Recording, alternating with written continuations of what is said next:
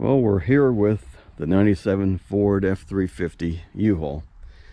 It's been having some problems, and I'm trying to diagnose exactly what the problem is. Of course, I did repair or remove the gas tank, fuel tank, repaired a stud, replaced the fuel pump, of course cleaned it all out, reinstalled it, and I thought that was going to take care of my problem, and it didn't. And the problem is the engine will crank. I have spark, I have fuel to the rail, 38 psi, but the engine will not run unless I spray starter fluid into the intake, and then it will only run as long as the starter fluid vapor is available for it. So it seems to me like there's fuel at the rail, but the fuel is not getting into cylinders. So I did a Noid test with a little Noid light, and the fuel injectors are getting the pulse to fire. And of course, like I said, I had 38 psi at the rail, so I checked that with the fuel pressure gauge.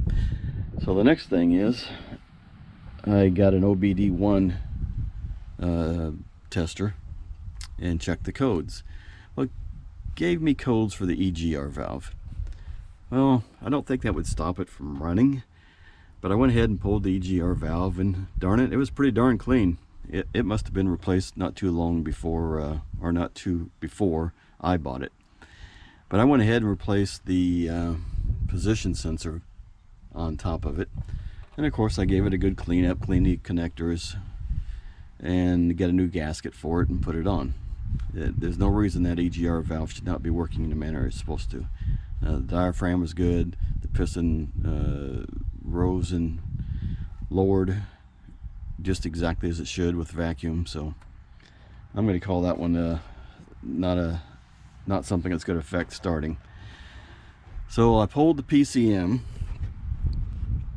which was a tad bit of a chore, but not crazy. This is the PCM I just pulled out of the Ford F350, the U-Haul.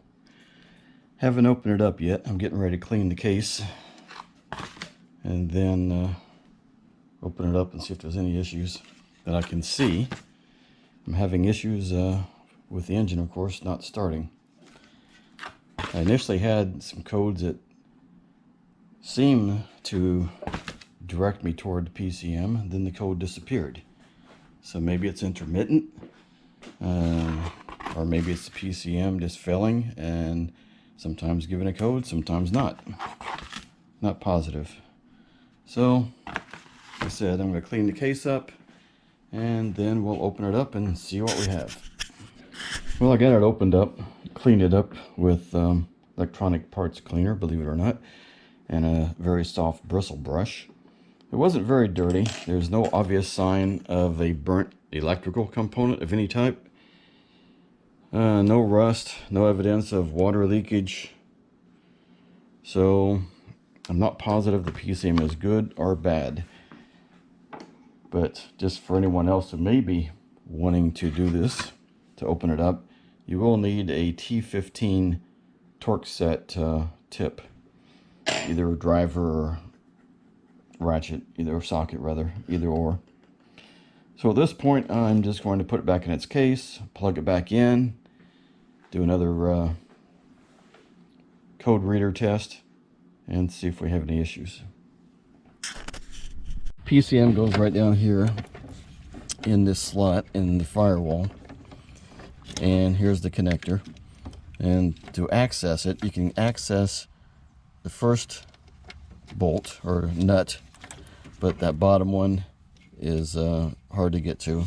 So what I had to do was loosen up the inner fender liner and pull it out from the outside here. Oh, anyway, I got it out, opened it up. It was pretty darn clean too. There was nothing burnt, no obvious damaged or burnt components, no rust, no evidence of water intrusion.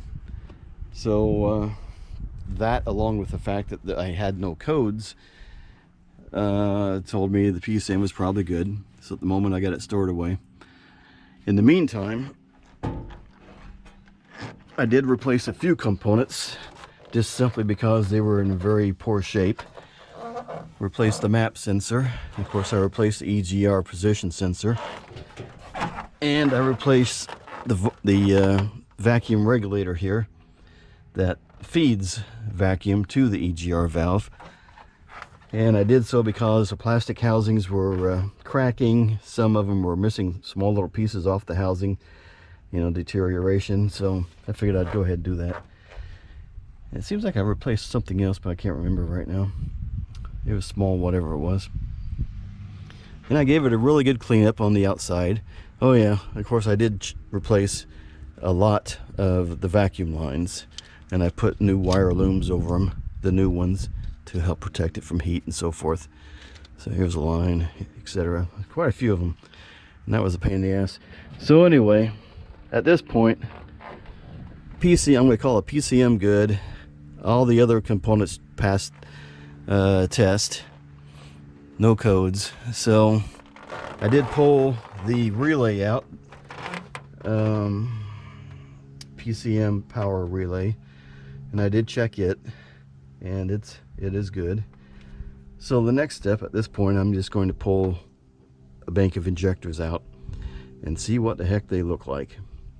Probably do a battery test on one, spray it out, see if it's operating as functioned, or maybe it's clogged up. I don't know. For some reason, the fuel is not getting from the fuel rail into the cylinders, even though the injectors are firing. So the only thing I can think of is we have bad fuel injectors, which seems a bit odd to me that all 8 would go bad at the same time, because this thing ran probably about I don't know, what, 4 or 5 months ago to get it to this point. Of course, I did have the fuel tank out, had 0 pressure in there for quite some time. So maybe I don't know, maybe the fuel congealed, whatever fuel was in the line congealed and it's clogged them up. Anyway, I'll pull a bank off and we'll see what's going on. And since I could not find a single video of how to do this on YouTube for a 97 Ford F350, I'll film what I can. At the moment, I'm taking the upper intake manifold, I guess you'd call it, the upper intake manifold off. Yeah, take it down to here, all this will come off, so I can easily access both sides of the rail. And then I'll check the wiring, since it is off. But wiring seems to be pretty good condition, even though it's old. It's I think it's been well protected. So that's what I'm going to start working on now. So let me set the camera up and we'll get going.